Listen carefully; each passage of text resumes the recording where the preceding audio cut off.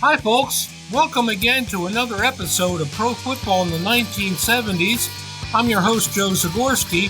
Now, thanks to the Sports History Network, a signed copy of my new book, The 2003-Yard Odyssey, The Juice, The Electric Company, and an Epic Run for a Record will be given away to one lucky fan. It's all about the 1973 Buffalo Bills. Please check out the Sports History Network online for details on how you can win a free copy of my new book on the 1973 Buffalo Bills. Thanks a lot for listening in to today's episode, folks. Look forward to chatting with you again soon in the future. Take care.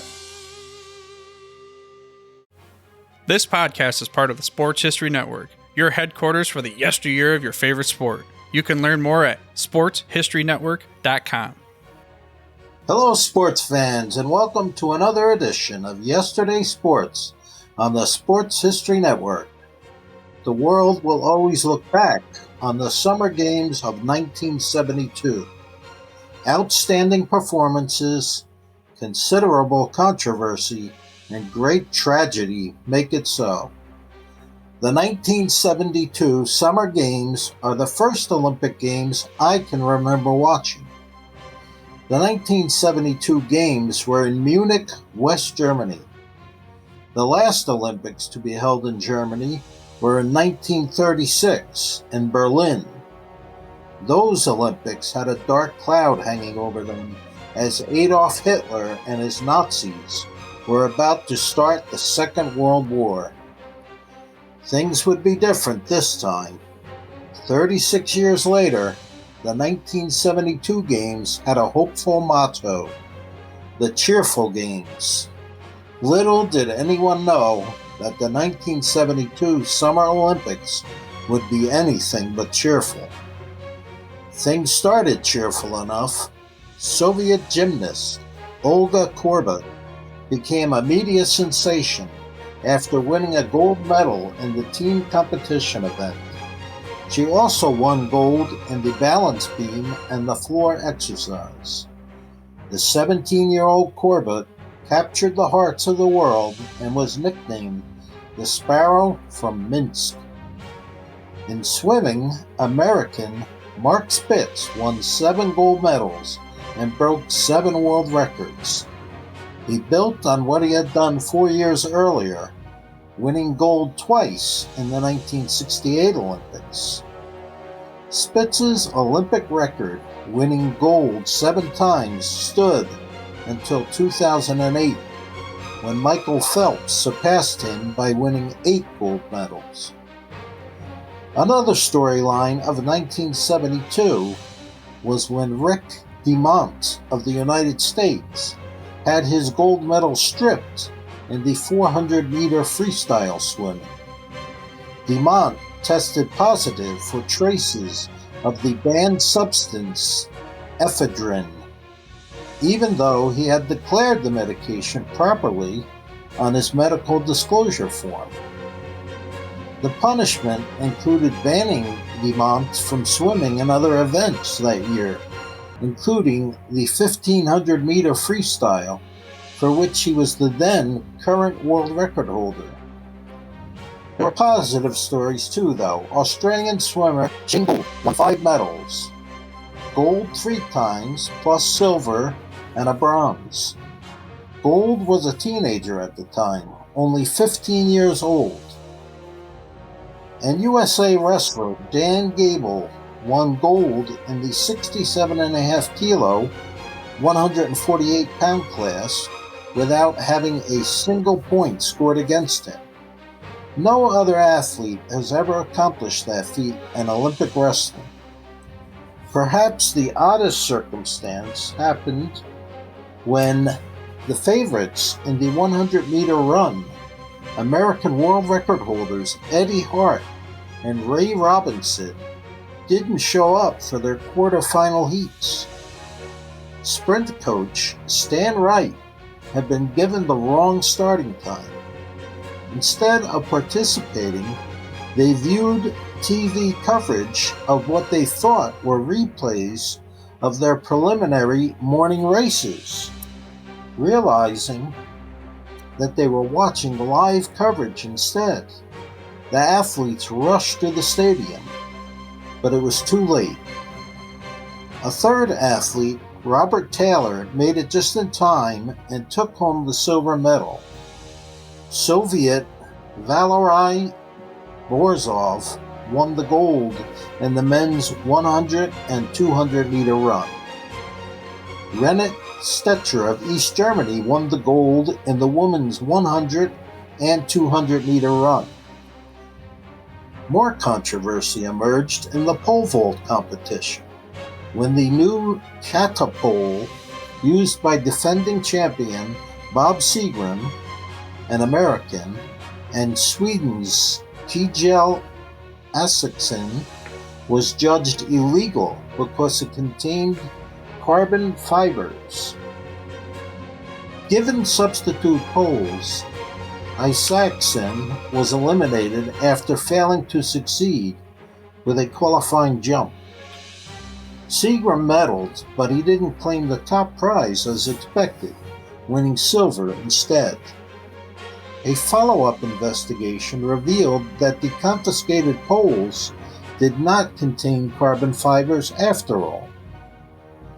The Soviet Union was expected to dominate in weightlifting, as it had at the 1968 Olympics, but that didn't happen in the 90-kilo, 198-pound class.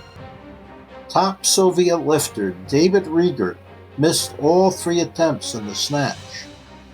That left the door open for Andon Nikolov of Bulgaria, who won gold, and the Bulgarian team went on to take the team title over the heavily favored Soviets. So distraught was Riegert over his failure that he banged his head against the wall backstage and had to be restrained by coaches. Those were just some of the experiences in 1972, as millions of spectators were enthralled by the intense competition. But then the unthinkable happened. Before dawn on September 5th, a Palestine terrorist group broke into the Olympic Village and took hostage 11 Israeli athletes, coaches, and team officials. 2 of the hostages were killed, and a standoff in the Olympic Village lasted for almost 18 hours. A botched rescue attempt followed, and the result was devastating. The remaining Israeli hostages were killed. Dan Gable remembers the time in his book, A Wrestling Life. I awoke in my room at the Olympic Village to what I thought were firecrackers that turned out to be gunfire. When my parents were finally able to get a hold of me, I learned that one of the Israeli athletes killed in an attack was the wrestler Elazar Halfin in my same weight class of 67.5 kilos. We weren't friends, but I knew him, and he was an outstanding wrestler and a great person. I had a lot of respect for him. Suddenly, the entire sad situation hit too close to home. With all that was going on, my whole family headed back home to Iowa as soon as we were able. Being Jewish, swimmer Mark Spitz also left Munich before the closing ceremonies under the advice of Olympic officials, who feared he would be an additional target of those responsible for the Munich massacre. How and why did this happen? It wasn't easy to wrap it around my 10-year-old mind. I didn't understand it any more than I understood the Holocaust. I had friends in school who were Jewish. My maternal grandparents and other relatives had left Germany for America shortly before the Nazi regime took over. How could anyone explain such hatred? All my mother could tell me was that hate was wrong, but it was a sad reality of living in this world. After much debate and disagreement, it was decided the Olympics would continue. There were many events that I had been looking forward to, but now sports seemed of little importance. But the games went on nonetheless. Just 34 hours after the senseless murders, Soviet strongman Vasily Alexeyev won gold in the super heavyweight weightlifting competition. I remembered watching Alexeyev on the television show Wide World of Sports just 2 years earlier, when he became the first man to clean and jerk 500 pounds. I looked forward to watching him lift in the Olympics, but now with much less enthusiasm than before the murders. In boxing, Cuba was dominant, winning 3 gold medals, 1 silver, and a bronze. Heavyweight Teofilo Stevenson of Cuba won the first of his 3 gold medals, the other 2 coming in the 1976 and 1980 Olympics. The track and field events resumed on September 9th. Frank Shorter, born in Munich, became the first American in 64 years to win the Olympic marathon. As Shorter was nearing the stadium, a German student entered the stadium wearing a track uniform, joined the race, and ran the last kilometer. The crowd, unaware of what had happened, began cheering him before officials realized the hoax, and security escorted the student off the track. Arriving just seconds later, Shorter was perplexed to see someone ahead of him and hear the fans booing him. Shorter then realized that the boos were directed not at him, but at the student being escorted away. Then there was what is the most controversial game in the history of international basketball. The United States lost to the Soviet Union in the men's final. The U.S. team appeared to have won by a score of 50-49. However, the final 3 seconds of the game were replayed repeatedly 3 times until the Soviet team came out on top 51-50 on a layup at the buzzer. Feeling that they were cheated of victory, the U.S. team refused to accept their silver medals, which remain held in a vault in Switzerland.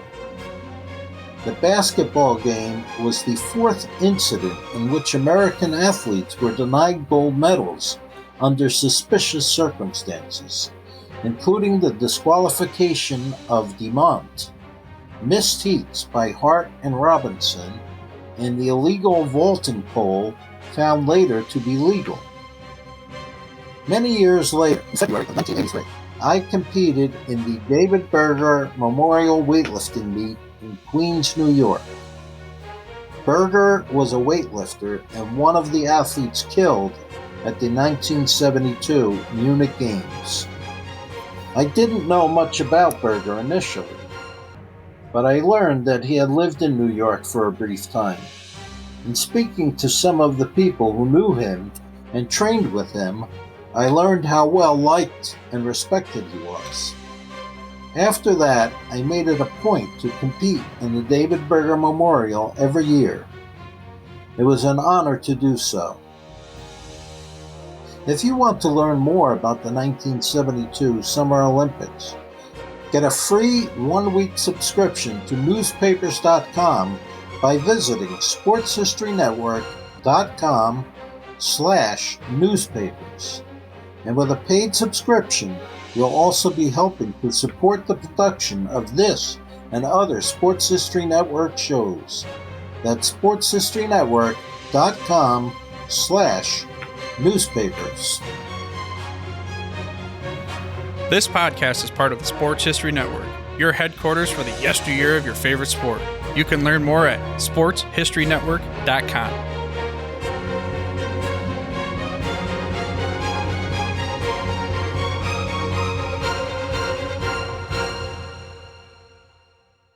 Hey there, sports history fan. This is Arnie Chapman, aka the Football History Dude, and I hope that you enjoyed this recent episode presented by the Sports History Network and were able to learn some good old-fashioned sports history knowledge nuggets. I started the Sports History Network back in 2020 with the mission to help podcasters find a community of like-minded sports history nerds, as well as helping aspiring podcasters to start their own shows. We have a little bit over 30 shows on the network right now covering all sorts of sports history, but as far as I'm concerned, we're just at the toothpick in the ocean moment, that can't even figure it out because there's so much more coming. We wanted to create the ultimate headquarters for sports yesteryear, starting with Podcast Network and our website, but we're going to continue to move into other mediums as well. And here's the cool part, because we want you to be part of our team. So if you're interested in starting your own podcast, or maybe being a guest on one of our shows, or who knows, maybe even writing an article for us over on the website, seriously, all you got to do is reach out to us on the contact page over at sportshistorynetwork.com. You can be as technologically savvy as a Neanderthal tapping on a stone trying to figure out this whole hieroglyphics thing back in the day. Again, it doesn't matter, because even if you don't understand the whole podcast space, we have a production team that can pretty much help you out with doing everything. All you got to do, head over to sportshistorynetwork.com, head to the contact page, fill it out. That message goes right to me, and I'll reach out to you as soon as I can. But for now, dude, I'm through if you're through.